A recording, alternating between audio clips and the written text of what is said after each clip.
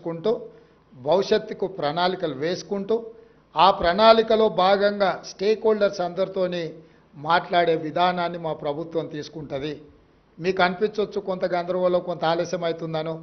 ముఖ్యమంత్రి గారు వచ్చారు, ఎంఏయుడి ఆయన దగ్గర ఉంది, ముఖ్యమంత్రి ఆయన దగ్గర ఉంది, మా అనుమతులు ఏమి వస్తలేవు, ఎక్కడొక్కడ ఆగిపోయినట్టున్నాయి, ఇన్వెస్ట్మెంట్ చేసినాం, ఇంట్రెస్ట్లు వచ్చి నెత్తి మీద పడుతున్నాయి. ఇట్లా మీ మీ ఆలోచన మీదే, నేనేం మీ ఆలోచనని తప్పుపట్టట్లేదు. మీ ఆందోళన కూడా నేను అర్థం చేసుకోగలను. కానీ పరిపాలన ఏందో అర్థం చేసుకోవడానికి నాకు కొంత సమయం కావాలి. నేను కూడా అట్లనే సంతకాలు పెట్టేదాన్ని పెడతాంటే బాలకృష్ణతో పాటు మనం కూడా ఉంటాం. అందుకోసమని నేను ఏం చేస్తున్నానో నాకు అవగాహన ఉండాలని నేను ఎక్కువ నమ్ముతా. చేసేసిన తర్వాత ఇదేందని నేను ఆలోచన చేయను. చేయకంటే ముందు 100 సార్లు ఆలోచన చేస్తా. ఆలోచన చేసినాక నిర్ణయం తీసుకున్నాక ఇంకెవరేం చెప్పినా కూడా నా నిర్ణయం ప్రకారం ముందుకెళ్తా. నిర్ణయం తీసేసుకున్న తర్వాత ఆలోచన చేస్తే అది నా విధానానికి విరుద్ధము. అందుకే హైదరాబాద్ నగరాన్ని ప్రపంచంతో పోటీ పడే నగరంగా తీర్చిదిద్దుదాము.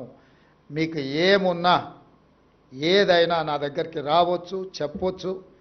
పర్సనల్ ఎజెండా లేకుండా స్టేట్ ఇంట్రెస్ట్లో వస్తే 100% అక్రాస్ ద టేబుల్ ఆ ఇష్యూస్ని రిజాల్వ్ చేస్తా.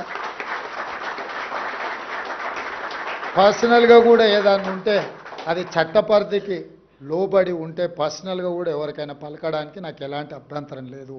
చట్టాన్ని ఉల్లంఘించి పర్సనల్గా ఎవరికైనా ఉపయోగపడాలంటే అది నా దగ్గర కుదరదు. ఇప్పటికే మీకు అవగాహన వచ్చి ఉండొచ్చు. నేను నియమిస్తున్న అధికారులను కానీ నేను తీసుకుంటున్న నిర్ణయాలను కానీ ఇంతవరకు నేను అధికారులు ఎవరికైతే అవకాశం వచ్చిందో ఎవ్వరూ నన్ను కలవలేదు, నన్ను అడగలేదు, అంత ధైర్యం ఎవరు చేయలేదు.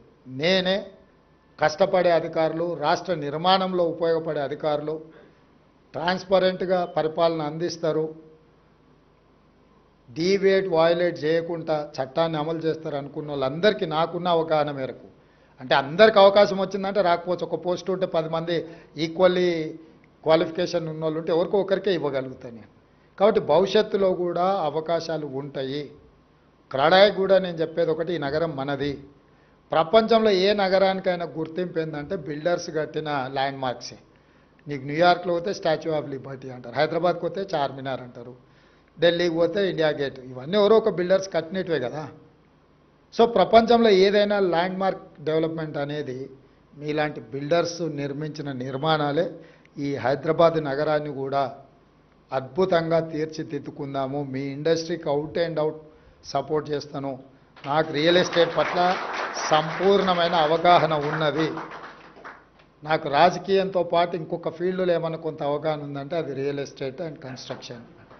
సో నాకు అవగాహన లేదని అనుకోకండి.